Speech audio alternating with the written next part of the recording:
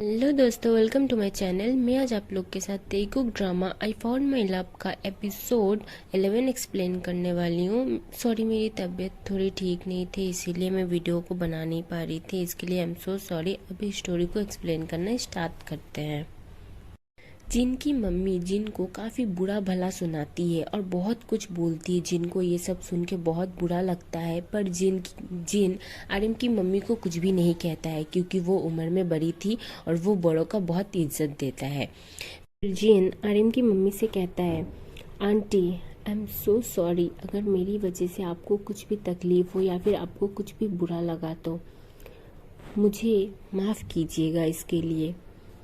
अगर आरिम घर आ जाता है तो उसे बताइएगा कि मेरे डैड आके मुझे ले गए, ताकि वो खुश हो पाए और खुशी से रह पाए और आपके बारे में भी कुछ बुरा ना सोचे। प्लीज़ आंटी, मेरे लिए आप इतना कर दीजिएगा। अब मैं चलता हूँ। जिन रोते हुए ही घर से निकल के चला जाता है। आरिम की मम्मी डिनर के साथ आरिम का वेट कर रही होती है। आरिम भी से कॉल में बात कर घर के अंदर आता है। आते ही वो जिन के नाम से पुकारने लगता है, पर जिन कोई भी साउंड नहीं आता है तो उसे लगता है कि वो सो रही होगी अपने कमरे में। आरिम जल्दी से फ्रेश होके ऊपर जाने लगता है तो उसकी मम्मी पीछे से आवाज़ देते हुए कहती है, बेटा तुम आ गए। अपनी मम्मी की आवाज़ सुन आरिम फट से पीछे मुड़ के देखता है और अपनी मम्मी को ग्रीट करते हुए हेलो बोलता है। उसकी मम्मी आरिम को डिनर करने के लिए बोलती है तो आरिम कहता, रुकिए मम्मी, मैं जिन को उठा के आता हूँ, सब साथ में खाना खाएंगे। आरिम की मम्मी कहती है, जिन नहीं है। आरिम पूछता है, जिन कहाँ गया है? शायद वो गार्डन में होगा। वो गार्डन की ओर जा ही रहा था, तभी आरिम की मम्मी कहती है, जिन घर में नहीं है। आरिम पूछता है, इतनी रात को वो कहाँ गई? भी गार्ड के बिना और मुझे बिना बताए चली गई। बोलिए ना मम्मी, कहाँ है जिन? कहीं उसे फिर से किसी ने किडनैप तो नहीं किया? जिन के लिए आरिम के आंखों में लव उसकी मम्मी पूरी तरीके से देख और समझ पा रही थी। उसकी मम्मी कहती है, जिन अपने पापा के साथ यहाँ से चली गई है, डोंट वरी, वो ठीक है। आरिम कहता है, कुछ नहीं कहा उसने मुझे जाने से पहले और अचानक से चली गई। आरिम की मम्मी कहती है, बेटा उसे जाना था, चली गई, तुम इतना मत सोचो। वो उसके डैड के साथ गई है। आरिम की मम्मी आरिम को शांत कराने की कोशिश करती है और फिर खाना खाने को कहती है। आरिम अपनी मम्मी की बात मानकर थोड़ा सा खाना खाता है और फिर अपने मम्मी को जल्दी सोने के लिए कहकर फिर चला जाता है। ऑफिस का इम्पोर्टेंट कॉल आया है बोल के रूम में आके रोने लगता है। वो समझ नहीं पा रहा था कि उसको ऐसा क्यों फील हो रहा है, उसे इतना क्यों बुरा लग रहा है उसके चले जाने से। एक ना एक दिन तो उसे जाना ही था, ये सोचता है, लेकिन फिर भी वो खुद को रोक नहीं पा रहा था। जिनको मिस करने से वो बहुत ही ज़्यादा सैड हो जाता है और उसके आंखों से आंसू गिरने लगते हैं। आरिम अपनी मन ही मन में कहता है, शायद मैं तुम्हें चाहने लगा हूँ, मैं तुम्हारे बिना नहीं रह सकता, मैं तुमसे बहुत ज़्यादा प्यार करने लगा हूँ। तुम नहीं हो तो मुझे आज एहसास हो रहा है तुम्हें खोने का। मैं तुम्हें अपना बनाना चाहता हूँ जिन। फिर वो अपने टीयर्स को रोक लेता है और अपने इमोशन को कंट्रोल करके लैपटॉप में काम करने की कोशिश करता है ताकि वो खुद को शांत कर पाए, पर ऐसा नहीं हो पाता है। फिर वो वाइन लेके पीने लग जाता है। ज़्यादा ड्रिंक करने की वजह से उसे इस बात से बहुत ज़्यादा गुस्सा भी आ रहा था, तो वो गुस्से में लैपटॉप को ही तोड़ देता है। फिर रोने लगता है, रोते हुए ही सो जाता है। नेक्स्ट डे मॉर्निंग वो एक हैवी सिर दर्द के साथ उठता है और फिर मेड से कहता है कि उसे नशा उतारने के लिए कोई जूस बना के दे। मेड जल्दी से जाके जूस बना के लेके आती है और पूछती है कि ब्रेकफास्ट में क्या बनाए। तो आरिम कहता है कि कुछ नहीं खाना उसे भूख नहीं है। फिर आरिम फ्रेश होके रेडी होके जैसे ही ऑफिस के लिए निकलने जाता है तो पीछे से ओल्ड मेड लेडी कहती है, सर आप कहाँ जा रहे हैं आज? आरिम ओल्ड मेड को शौकली देखते हुए कहता है, आजुम्मा मैं ऑफिस जा रहा हूँ, आप ऐसा क्यों पूछ रही हो? मेड कहती है, आज संडे है सर, आज आप तो ऑफिस नहीं जाते हो। तो आरएम अपने फिंगर को अपने हेड पे रब करते हुए कहता है, और वो आज थोड़ा सा काम है, वो आज थोड़ा सा इम्पोर्टेंट काम है, जाना पड़ेगा। इतना कह के आरएम ऑफिस के लिए निकल जाता है। फिर वो कार को खुद ही ड्राइव करके ऑफिस चला जाता है। उधर वी और कुकी में काफ़ी अच्छी बॉन्डिंग हो गई थी। दोनों एक दूसरे के साथ बहुत ही ज़्यादा टाइम स्पेंड करते थे, बातें करते थे और काफ़ी कुछ।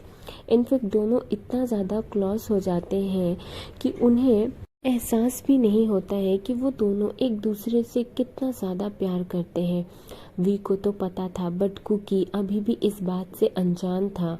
वी अब कुकी को प्रपोज करना चाहता था, पर वो डर रहा था क्योंकि उसको नहीं पता था कि कुकी भी उसको प्यार करता है या नहीं।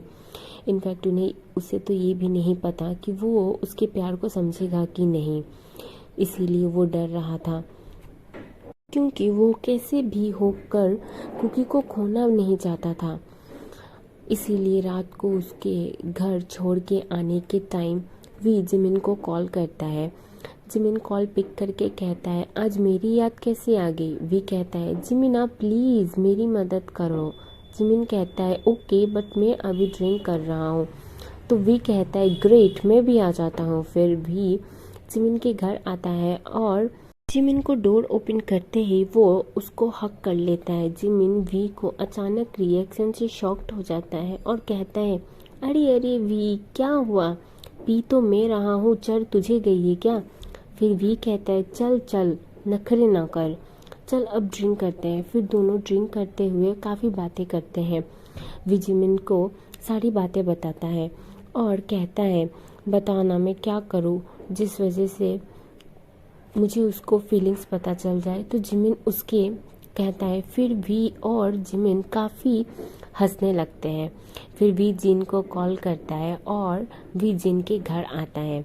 जिन को सारी बातें कहता है। जिन वी की बात सुन के काफ़ी खुश हो जाता है।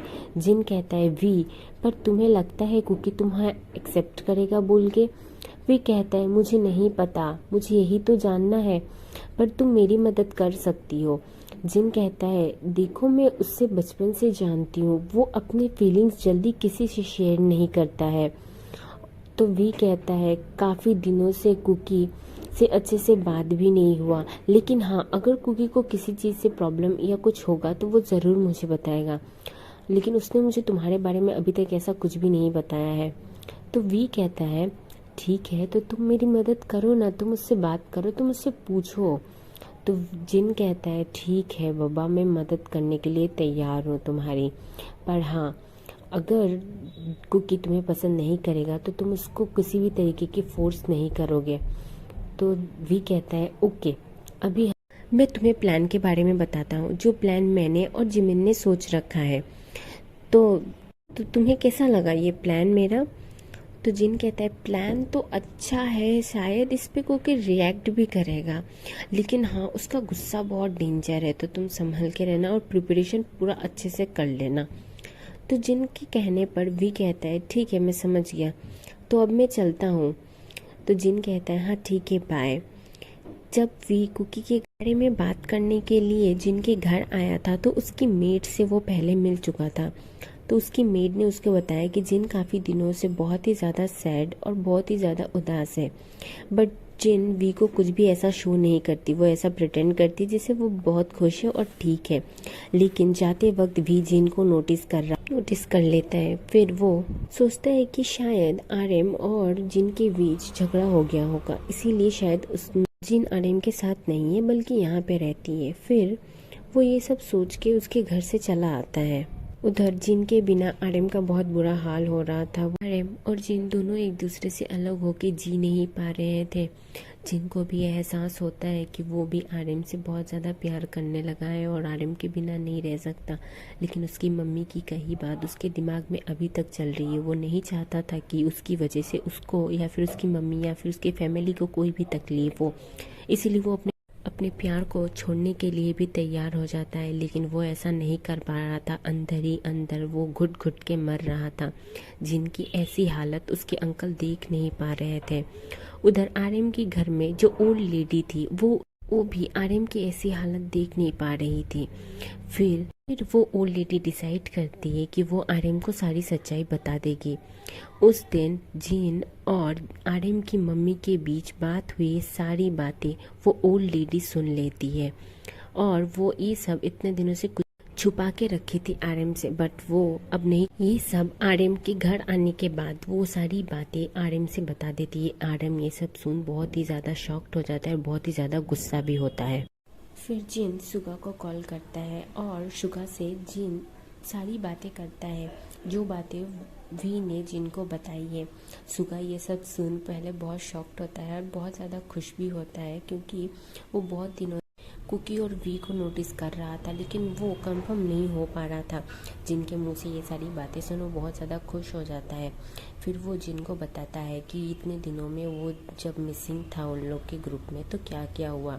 सारी बातें सुनने के बाद जिन कहता है यहाँ तो पहले से ही बहुत कुछ चल रहा है, चलो हम अब जिमिन की बताए हुए प्लान पर काम करते हैं। शुगा जिमिन का नाम सुनते थोड़ा चिढ़ जाता है और कहता है कि तुम उसकी मदद क्यों ले रहे हो। जिन कहता है क्योंकि वो वी का बेस्ट फ्रेंड है।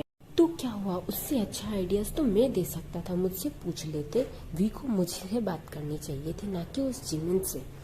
फिर जिन कहता है ओके छोड़ो ना, क्या फ़र्क पड़ता है, हम लोग को तो दोनों को मिलाने से हुआ ना, हम लोग अच्छे से मेहनत करेंगे और उन दोनों को एक करके रहेंगे, ठीक है शुगा।